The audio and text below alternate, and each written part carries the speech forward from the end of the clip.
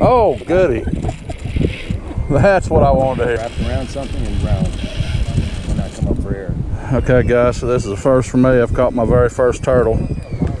Was not something I anticipated or wanted to do, but we got the turtle research people here with us, and hopefully we can get this thing up and get this hook out of him. I just want to get him up and get the hook out of him. I don't like to bother the turtles. Hey guys, so I'm right here with the Navarre Beach Sea Turtle Conservation Center. I'm gonna turn the video over to these guys and let them talk because I have no idea what I'm talking about, but they do. Nice to have you come down and visit us, Charles. We are the Navarre Beach Sea Turtle Conservation Center Sea Turtle Stranding Team. My name is Jim Holmes. I got the rest of my team with us. We were fortunate enough to be out there with Charles when he accidentally hooked a sea turtle. We have protocols in place when somebody does hook a sea turtle. There's phone numbers on the pier to call. They will notify us if we're not already out there, and we will respond as quickly as possible.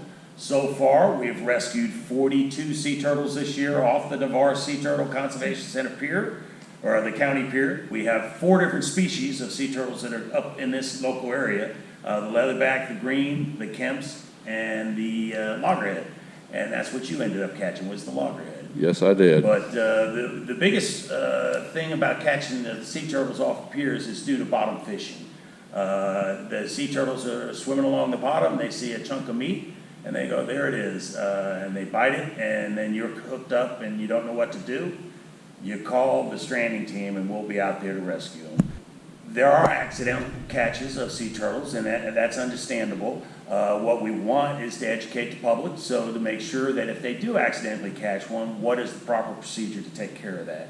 And that is to go ahead and call the Navarre Pier, which will go ahead and let us know. The stranding team will respond. We don't want you to just cut the line. If you do, there are a lot of bad things that can happen to that sea turtle. You can get entangled and not be able to come up and breathe for air. If it's just a superficial wound with a hook in the flipper or something like that, we still want to get it medical help, have the veterinarians take out the hooks that are easily removed, and they also x-ray them. Things we have in place to be able to respond so quickly. We also have a very interesting character that works with us. His name is Ralph. He's down here. He actually designed a net to retrieve these turtles and built it himself, and it works amazingly. We expect to see that throughout all the other piers in the state before too long. So this here is just a typical pier net. Typical pier net. So for years, we would try to rescue turtles in a typical pier drop net. Mm-hmm. As you can see, it's 36 inches across, probably. Has 3 pickup points.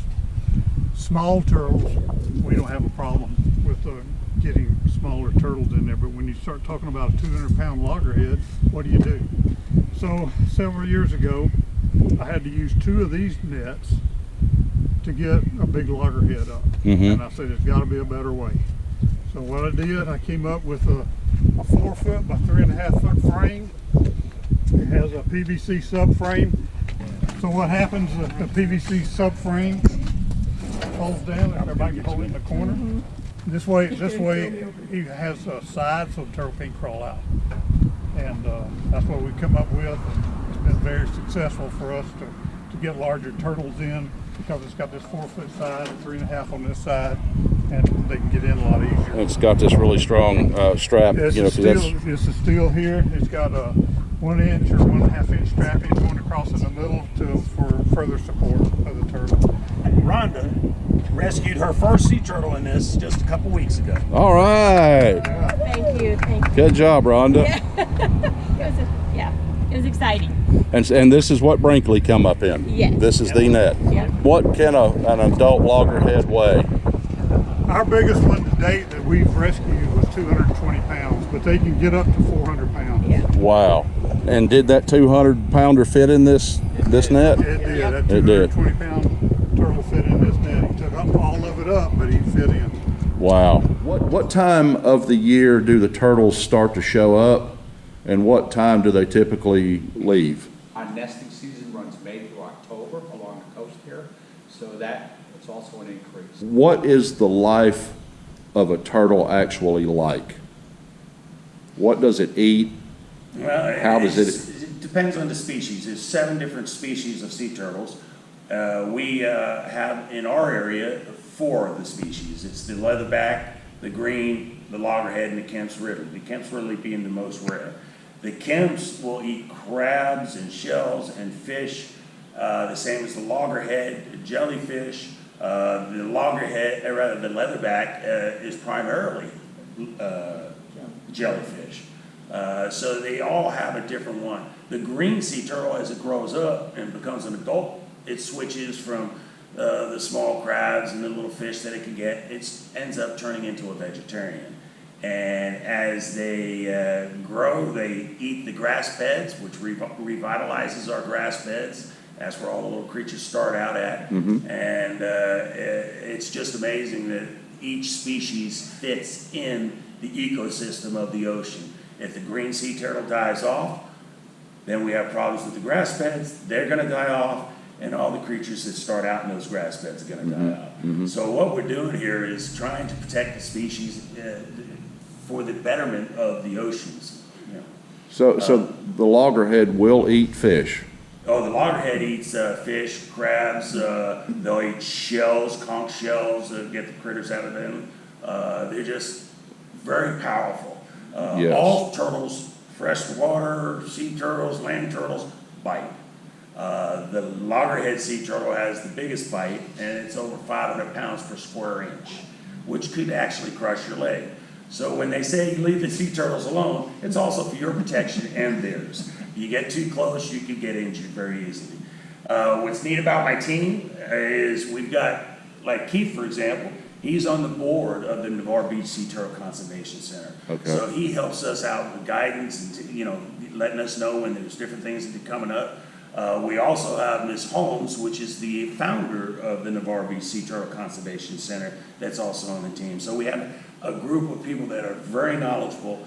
They're very invested in the volunteering and helping out these sea turtles, because all sea turtles, no matter which species they are endangered or threatened.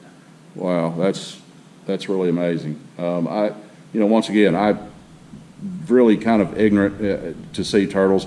I always viewed them as these weak, kind of lumbering giants that just, they do their best to make it through the water.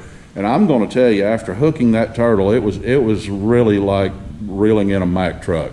I mean, it's got 4 engines on it. Your typical fish has got 1. Very powerful. And if it would come up to the surface to get some air, and when it decided it wanted to go back down, it went back down. Yeah, and you weren't going to slow it down very much. No. If you catch a turtle, do not cut the line. Try your best to get it in. Call the authorities, call the local wildlife. They will know what to do. Don't try to rescue this thing yourself. These guys, every one of them, are a phenomenal help on the pier. They've rescued hundreds and hundreds of sea turtles. The center has been Right here here. for about 8 years. We've been doing sea turtle rescues since 2008, thereabouts. We have the pier now that we take care of, and that's where most of our rescues are coming from. And that's due to Loggerhead Marine Life down in South Florida. They have the Responsible Pier Initiative in place, where we were trained, and they give us the signage and help us out with whatever we need. And they're the ones that set the guidelines, and that's why this program, without Loggerhead Marine Life, we wouldn't be here to start with this. So we appreciate them coming out and getting us started, and so far it's been a successful program. Well, it really has. It's opened my eyes to a lot of things concerning sea turtles, because as I mentioned before, I had this preconceived notion of what a sea turtle actually was and how it lived, and just speaking with you guys and actually catching this turtle, I've come to realize they're very powerful, but when it has a hook in it, it needs to be cared for. And it should never just be discarded as, you know, well, that's just a turtle and it'll just be fine. Guys, we still got him on. Yeah, he's real close. He's close.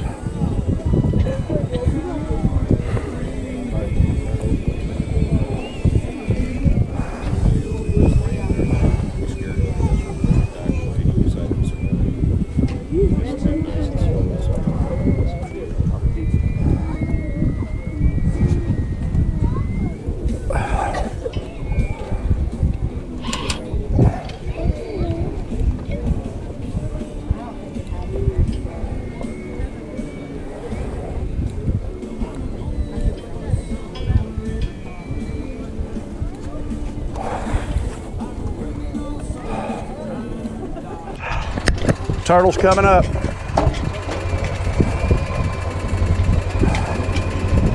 We'll let this young man or young lady get back on its way.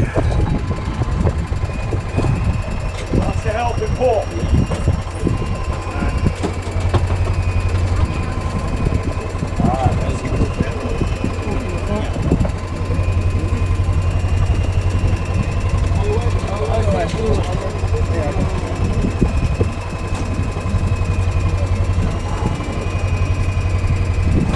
Listen to my instructions. Hold on. All right, pull. Pull. Yeah, unlock it. I want the truck to back here. Pull. Pull. Further back. Can this come further back? Yeah. Slow down. Slow. Hang on.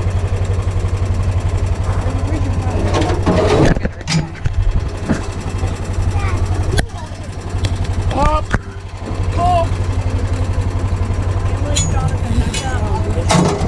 All right, let the tow car go forward. Set her down.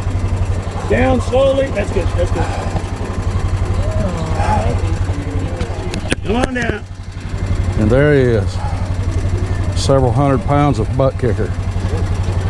Good gracious. 2 feet, Danny. 2 feet. 2 feet. Up here. Go ahead and do it up here on the line. Just leave the leader. Thank you, bud. Thank you guys so much. Hang on a second, if you don't mind. I will go ahead and maybe take a picture with it. Okay, yeah. Danny?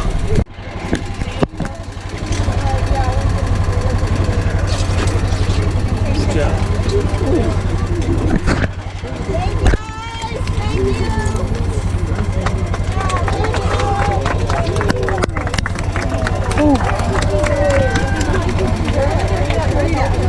You did an excellent job, by the way, of helping us with that turtle, because you had your drag set right. You didn't, force the turtle in, and that helps with us getting it in the net. Mm-hmm. It helps with any damage that the hook maybe has done.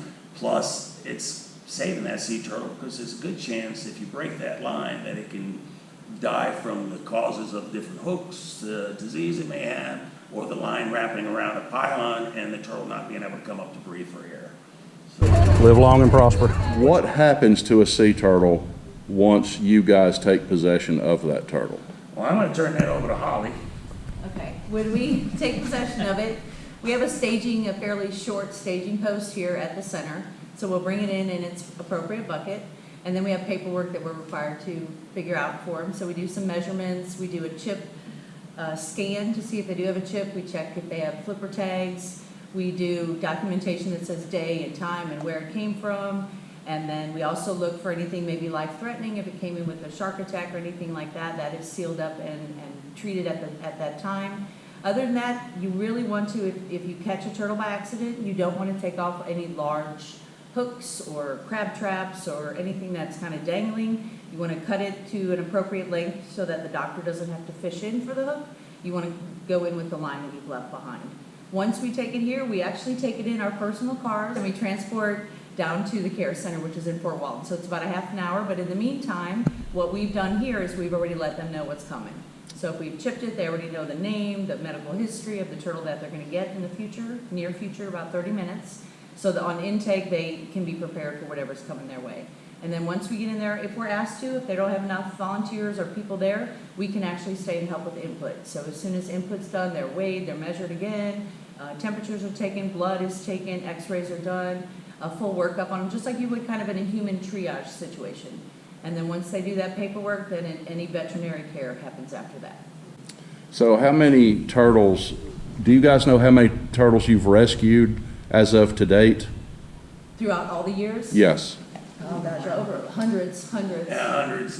Today, we're up to 42. We are the #1 pier in the state of Florida for sea turtle rescues. And That's due amazing. to our amazing team. Come meet these people at the Navarre Beach Sea Turtle Conservation Center. Come and see them, and they'll be glad to talk to you and tell you everything that they do and how they take care of them, and you can meet Sweet Pea, and it'll be good.